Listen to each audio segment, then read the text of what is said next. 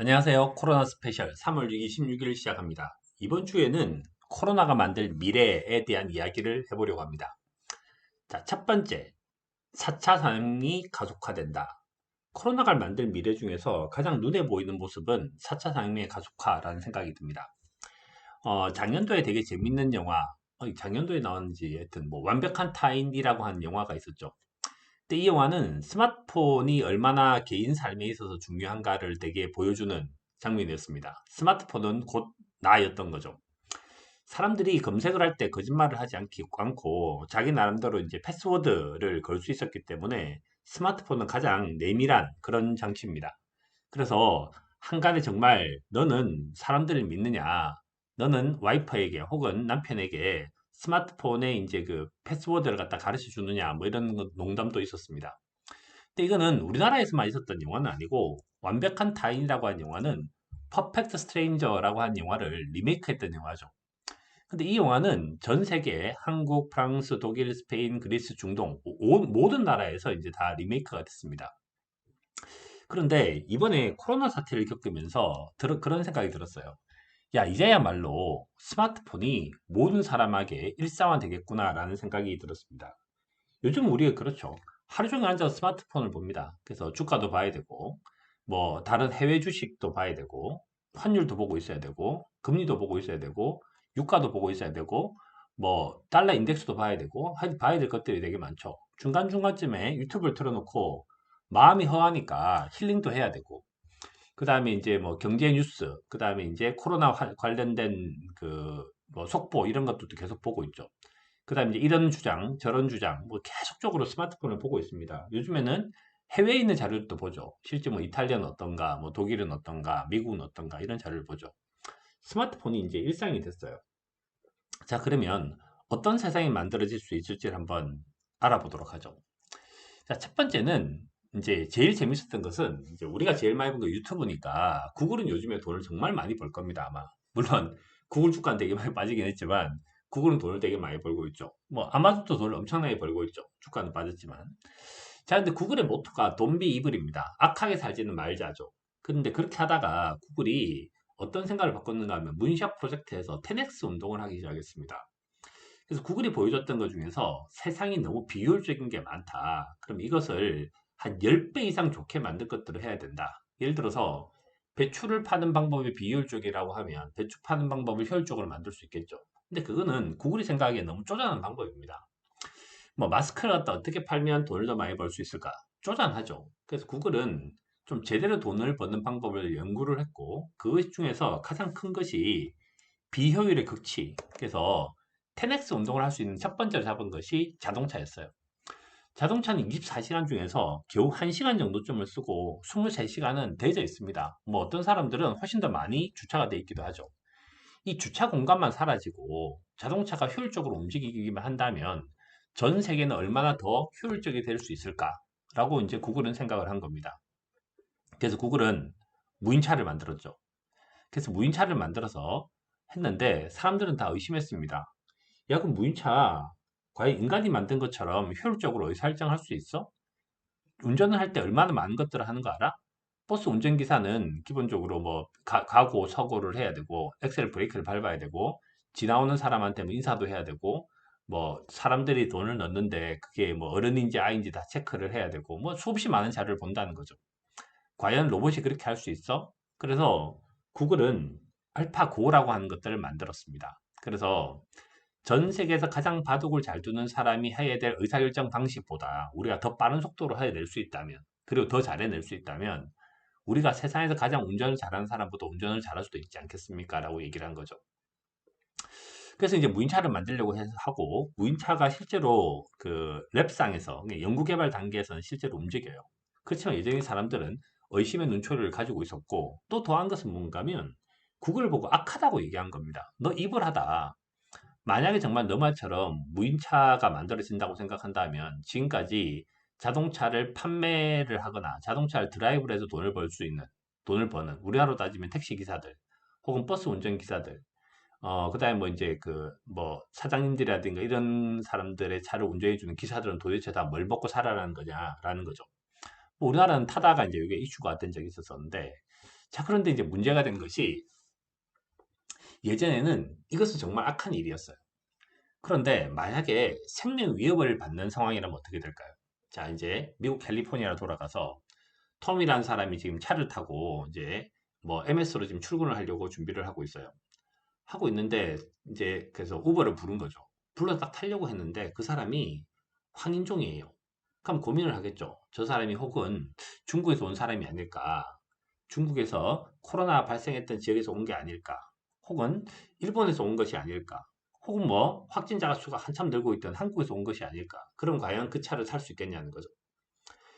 그 다음 이런 상황이 든다면 사람들은 예전에는 운전기사를 신뢰했겠지만 코로나 바이러스가 전 세계를 이렇게 강타를 하고 난 다음에는 생각을 바꿀 수가 있습니다.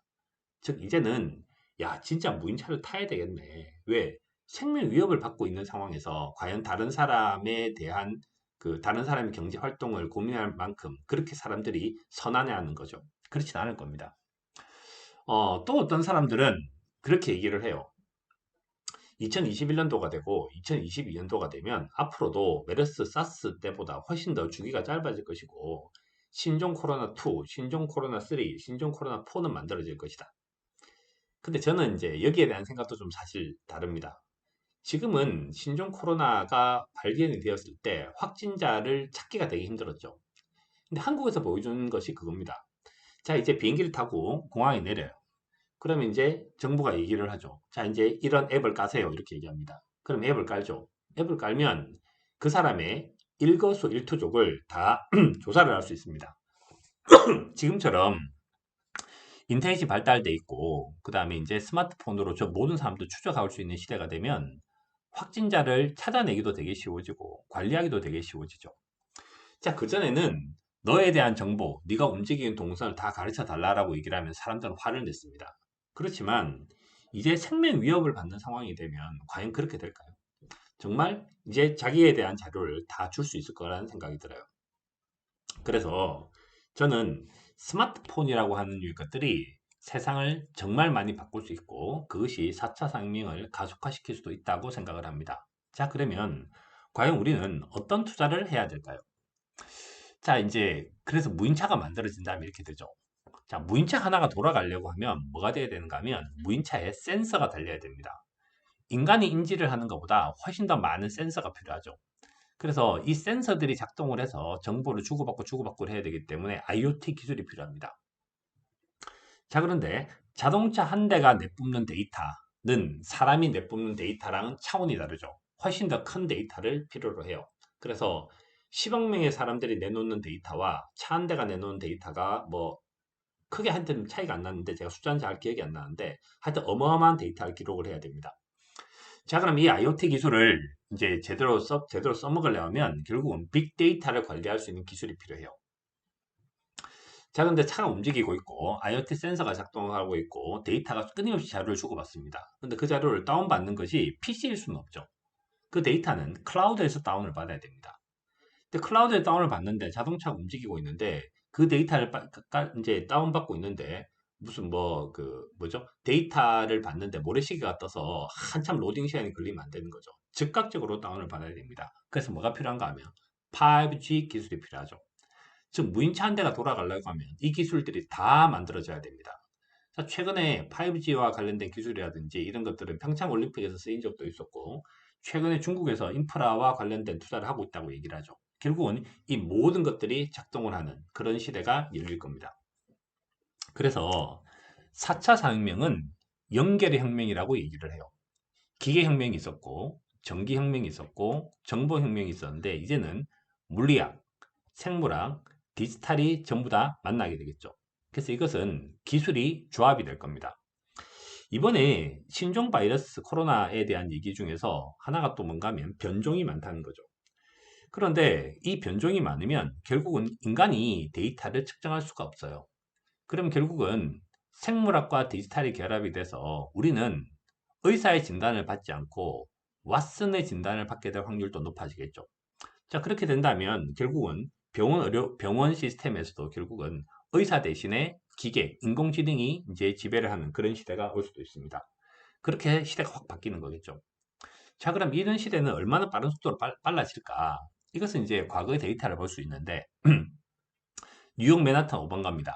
부활절 퍼레이드를 하는데 1900년도는 동그라미 친 곳이 자동차고 왼쪽은 전부 다 마차예요. 모든 마차 사이에 외롭게 한 대의 자동차가 있었습니다. 그로부터 13년이 지나고 난 다음에 다시 뉴욕 맨하탄 5번가 부활절 퍼레이드는 모든 자동차 행렬 사이에 딱 한 대의 마차가 있을 뿐입니다. 겨우 13년이 걸렸을 뿐인데. 자, 그러면 지금은 1900년도처럼 모든 사람들이 유인차를 타고 다닐 수 있고 딱 한 대의 무인차가 있을 수 있겠죠. 그로부터 십몇 년이 지나고 나면 모든 무인차 사이에 딱 한 대의 유인차가 있을 수 있습니다. 정확하게는 무인차가 있는 곳에 유인차가 들어오면 안 돼요. 유인차를 타려면 결국 우리는 에버랜드를 가야 될지도 모르죠. 정말 네가 그렇게 자동차를 운전하고 싶으면 에버랜드 가면 되잖아. 이렇게 말하는 시대가 올 수도 있다는 거죠. 그래서 이 혁명이 갑작스럽게 코로나 때문에 가팔라질 수가 있습니다. 자, 이런 현상이 생긴다면 도대체 무엇이 될까? 저는 그런 생각이 들어요. 구글의 CEO와 구글의 경영진들은 지금 시대가 얼마나 자기한테는 행복할까? 최근에 삼성전자가 그런 생각을 하겠죠. 야, 확진자가 한 명만 나와도 공장이 문을 닫아야 돼. 그러면 삼성전자 반도체 공장에 단 한 명의 사람도 없게 만들 수 있는 것을 연구해봐. 이렇게 얘기를 하겠죠. 그럼 보스턴 로보텍스라는 회사는 얼마나 기쁠까? 자, 아마존에서는 지금까지 택배를 배달을 하는 데 있어서 사람을 썼습니다. 그런데 제프 베조스는 고민을 했죠. 드론으로 배달하고 싶다고.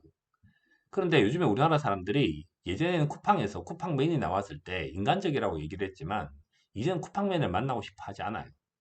자, 그러면 아마존에서는 결국은 드론이 돌아다니기 시작을 하겠죠. 그럼 제프 베조스는 도대체 얼마나 많은 돈을 또 벌 수 있게 될까? 페이스북의 영향력은 얼마나 더 커질 것이고 넷플릭스의 영향력은 얼마나 더 커질 것인가? 지금처럼 오프라인이 다 온라인이 된다면 과연 뭐 수능 강사 시대가 되는 것처럼 강사들의 시대에도 과연 무엇이 바뀔까? 정말 어마어마한 혁명적인 것이 일어나고 있습니다. 자, 그러면 누가 사라질 것인가? 이번엔 또 그런 생각이 들겠죠. 은행원들이 과연 필요한가? 라는 고민들도 결국은 은행의 경영자들에 의해서도 그 다음에 은행의 고객들에 의해서도 일어날 수 있을 것 같아요.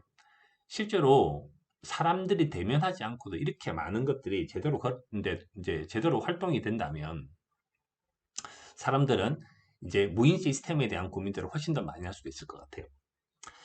1980년도부터 시작해서 2000년대까지 있었던 아주 놀라운 부분들인데 결국은 중산층이 몰락을 하게 됩니다. 자, 이번에 무인 시스템이 만들어진다면 무인 시스템은 과연 무엇에서 만들어질까 이거죠. 4차 산업혁명이 만들어진다 하더라도 절대 사라지지 않을 직업 중에서 하나가 청소부가 있습니다. 왜냐하면 4차 산업혁명을 만들어내는 혁명가들 입장에서 그 부분은 그렇게 중요한 부분들이 아니기 때문이죠. 근데 그 사람들한테 중요한 부분들은 뭔가 하면 미들 클래스에 있는 부분들입니다. 그래서 1980년대는 로우 클래스의 15%, 미들 클래스의 60%, 하이 클래스 25% 사람이 있었는데 2010년도까지 하이 클래스는 오히려 늘었고 로우 클래스도 소폭 늘었는데 미들 클래스가 큰 폭으로 줄어들게 됐죠. 자, 2020년, 2021년, 2022년 혹은 2026년도가 됐으면 과연 미들 클래스는 어떻게 될까요? 미들 클래스는 결국은 둘 중에 하나겠죠. 로우 클래스로 가거나 하이 클래스로 가거나. 그래서 4차 산업혁명의 가속화를 코로나가 시킬지는 몰랐지만 코로나발 4차 산업혁명의 가속화는 새로운 시대를 만들어낼 수 있다. 만들어낼 것입니다. 그리고 그 부분에서 어떻게 대응하는가가 우리가 제일 많이 고민해야 될 부분이 아닌가라는 생각을 해봅니다. 자, 오늘 영상은 여기까지 하고 내일은 그 코로나가 만들 미래, 그래서 유동성이 과연 자산 버블을 만들어낼 수 있을지에 대한 이야기를 나누도록 하겠습니다. 감사합니다.